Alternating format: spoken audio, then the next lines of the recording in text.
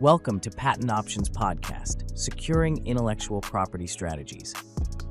Hello, and welcome to Patent Options Podcast, Securing Intellectual Property Strategies with Jamie Sheridan, patent and trademark attorney of Sheridan Law, LLC. I'm your host, Abigail Vaca, and today's episode is Global IP Strategies, Navigating International Patent and Trademark Filings for Business Expansion. Thanks for joining me today, Jamie. Thank you, Abigail. So, for businesses and inventors looking to expand globally, what's the importance of foreign filing, and how does it differ from filing a patent or trademark domestically? So, patent and trademark rights are territorial, meaning that when we file in the United States, coverage that's received is valid in the United States. But for somebody who wants to make, use, or sell a product wholly outside of the United States, in Canada or Europe or Japan or Australia or something like that, your US patent rights won't have any relevance to those other countries or regions.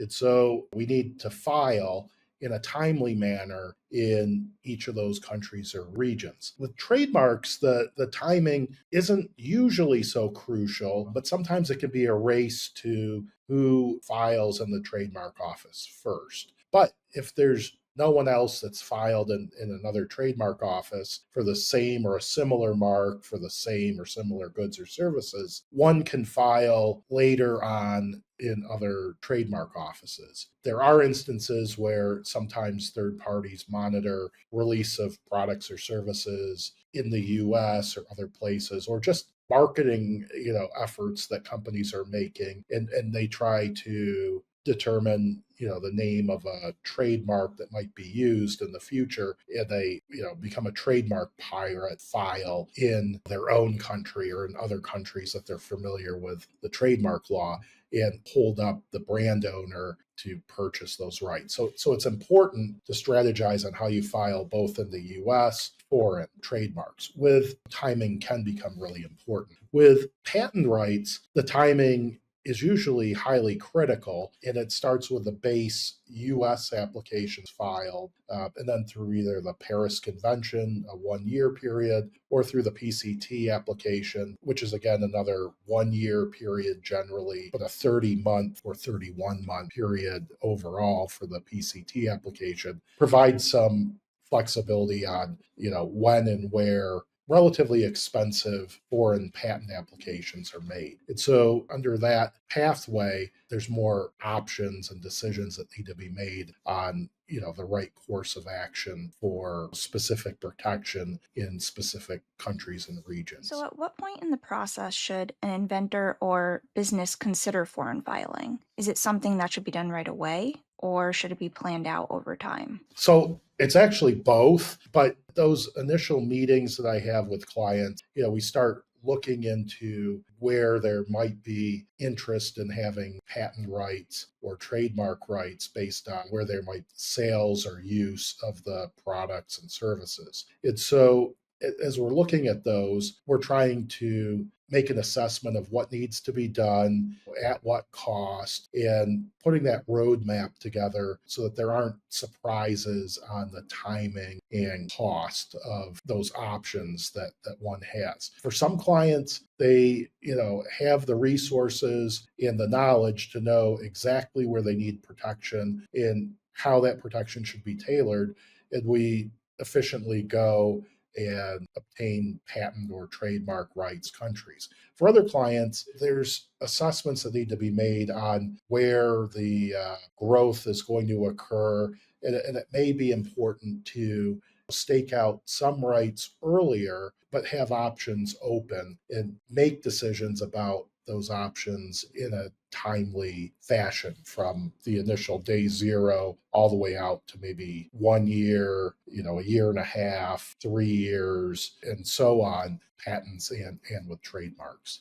So, what factors should businesses consider when developing an international patent strategy? How do you decide which countries to file in? And how does that align with a company's global goals? So international patent strategy, is generally looking at how you plan to monetize your patents or with your trademark, where you're going to have ongoing sales. And for some companies, it's important to have protection across many countries, but because of the cost, they may look at strategically which ones to file it. For a lot of applicants, it's keeping those options open as their sales increase or as their investment increase, because there's people interested in the type of research and development that they're doing and the growth of the company, or looking at being able to maybe even be faster than that and have an exit of selling your company within a year or two after founding it, and selling those options for further patent filings under the PCT application or directly into other countries in a timely manner. Some of the factors are that international applications, whether it's in specific national countries or in regions like Europe or Africa, outside of the US, most other regions and countries charge maintenance fees on an annual basis. So some people will call those annuities or a yearly tax. Those add up really quickly. In the US, your filing fee is generally fairly low, and costs are put off until 4 years, 8 years, and 12 years after your patent issues. So that gives an applicant a considerable amount of time to use and practice their invention and get feedback and understand if there's monetization and if the costs are justified to continue spending related to that patent application. On the other hand, with countries outside of the US, translations are necessary from the English language, these annual taxes, and working with third-party patent associates that require a lot of effort and time to help with the process. So all of these costs build up, and it's not an easy registration process, patents, and it's also not mirrored in the US. The US PTO is generally a little bit more flexible than a lot of other countries. And so when we're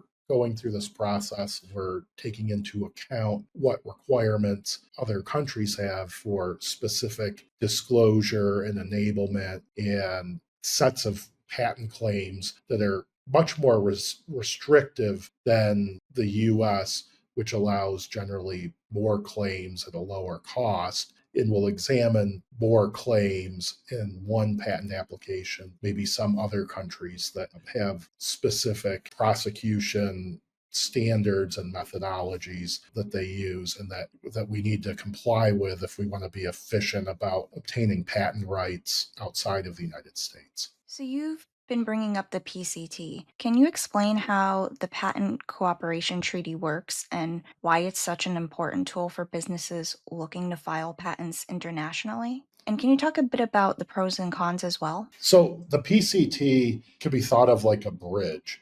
And so one files, through the PCT at the United States Patent and Trademark Office. One can also file in the International Bureau or in other competent places to file. But for most US applicants, it makes sense to either file at the US Patent and Trademark Office or the International Bureau. Once that filing's done, the PCT office will have a search done and will receive a search report based on what a particular examiner finds for prior art. And that can be used to speed up the patent process in the US or in other countries if it's a favorable search report. Favorability is generally that the claims of the application are novel and that they have inventive step or that they're non-obvious. So if they have those characteristics, it's not an indication that patent will grant. It's an indication that based on that search, that there isn't any